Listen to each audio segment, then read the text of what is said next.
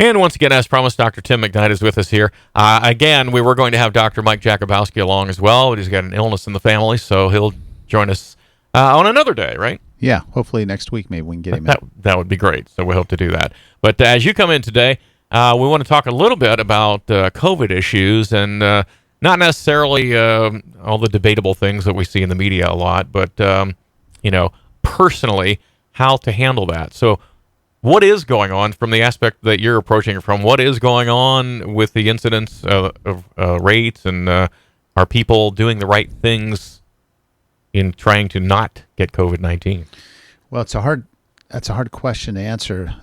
Clearly, there's more COVID now. We're seeing a big uptick, and we're expecting that this may peak in the next 2 weeks. At least that's what I'm told. Specifically in Tuscarawas County, I think nationwide the numbers are going up, but I know in this area they're really going up. And working as a hospitalist last week on call and trying to get someone transferred out, it was very hard to find a hospital that could accept the patient I was trying to get out. And I know just in one day, one of the local hospitals had doubled their admissions in 12 hours of COVID patients. So it went from 7 to 16 in a matter of 12 hours. So clearly we're getting more calls. People are sick. We're seeing more people with COVID. We have quite a few COVID patients in our hospital. And up the road, last Friday, they discharged 7 people while admitting 12 new ones. So that's kind of the way that's going. Yeah, it's ramping up, and I don't know that it's hard to say if they're any sicker. Of course, we don't see the sickest of patients at our hospital because we don't have ventilator beds, but we are seeing a lot more people with COVID, and some of those people have had the vaccine. And it may be that they're feeling a little bit less vulnerable, not being as careful. And they do get sick, and some of them get very sick. Most of them, if you look at the data from the the Department of Health, they have a less chance of dying, at least a 50% risk reduction of dying if you've been vaccinated. Mm-hmm. But they can still get the disease, and they can still transmit it. So that's a problem. And are we still seeing the same symptoms with lack of taste and smell and the respiratory problems? Yes, and we're seeing some intestinal issues too, some nausea, vomiting, diarrhea that can go with it. But typically what happens is people have flu-like symptoms. They'll have a sore throat, nasal congestion, and then it'll kind of rapidly develop into just achy, feverish chills like they've got the flu. And then from there, often they get the coughing will develop. And then usually later on, as it progresses, they lose a sense of taste or smell, but not always. Mm-hmm. So we're getting a lot of people calling now that, my son's classmate was COVID positive, and now he's being quarantined. Should I test my son? Or I've got a coworker that was sick, and I was working next to them, but I feel okay. Should I be tested?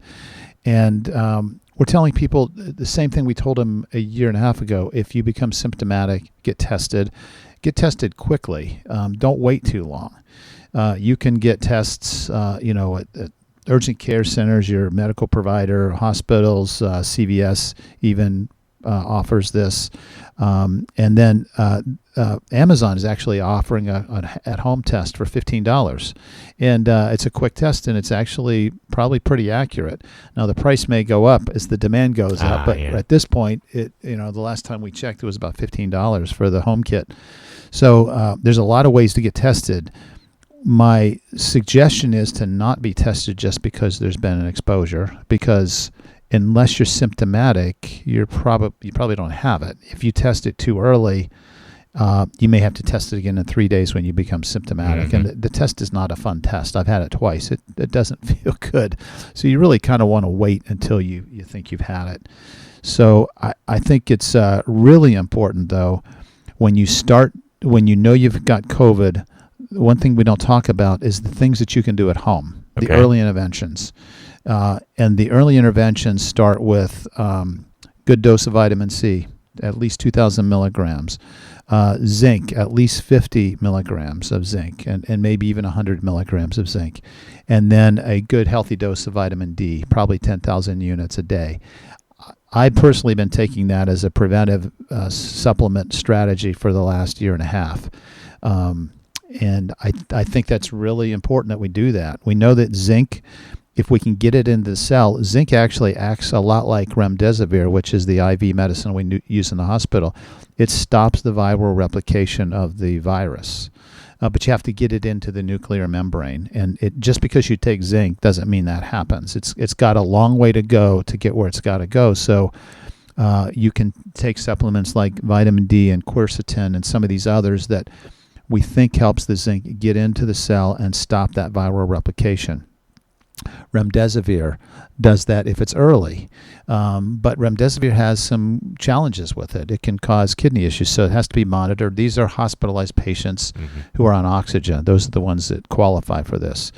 We know there's monoclonal antibodies that if you get tested, if you get treated in the first 2 or 3 days of your illness, that's the time to use that. The convalescent plasma, which is plasma from someone else who has had antibodies to COVID that can boost your immunity. These treatments should all be done very early, within the first 2 to 3 days. Most people don't do that. They wait until they're feeling miserable and they go to the hospital. And if they require oxygen, we usually put them in the hospital. So at that point, the virus is already replicated. It's full-blown in your body.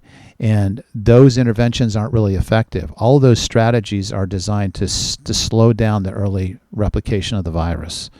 And readily available. Yes, they're available, and it may be controversial, but there's some evidence that ivermectin also does a really good job early on to stop this replication. In a prescribed dose, not the one that you're going to give your animal. Right, and you just have to know what that dose is, and you can, if you're comfortable, your provider's comfortable, you can use those products, but it's got to be in the dose that you need. And what we think ivermectin does is it allows the zinc to enter the cell better to stop the viral replication. Okay. So these strategies should be done early. The real concern with COVID is what happens 7 to 10 days after you've been infected. After you become symptomatic, about day 7 is when we worry. That's called the cytokine storm stage. That's when the inflammatory response just goes in overdrive. And with all this inflammation, you get the coughing and the wheezing and the difficulty breathing and the potential for kidney shutdown and blood clots and all these inflammatory responses. And so if you wait too long, these early interventions to stop the viral replication, it's already happened. Mm-hmm. So now we're using things like high-dose steroids to try to quiet down that inflammatory storm. But that's what people need to be careful of. If you start to have those issues on day 7 to 10, you need to get right to the hospital. But if you're at risk and you're diagnosed with COVID early on, I would contact your provider about some of these early interventions, particularly the monoclonal antibodies or convalescent plasma. And no question, I think all of us should be taking these supplements that can help us. I mean, we talked a few weeks ago about the fact that a study was done with vitamin D. A good dose of vitamin D with people admitted to the hospital resulted in 2% of those people going to the ICU versus 50% going to the ICU with COVID who didn't have good vitamin D levels. That is such a simple strategy that, boy, we can all do that is so simple. easily. You have me taking extra vitamin D now. I just wanted you to know that. Yeah, I mean, it's so you didn't easy. Make me. I just decided No, after I but heard you. why wouldn't you do that? I know. It's so helpful.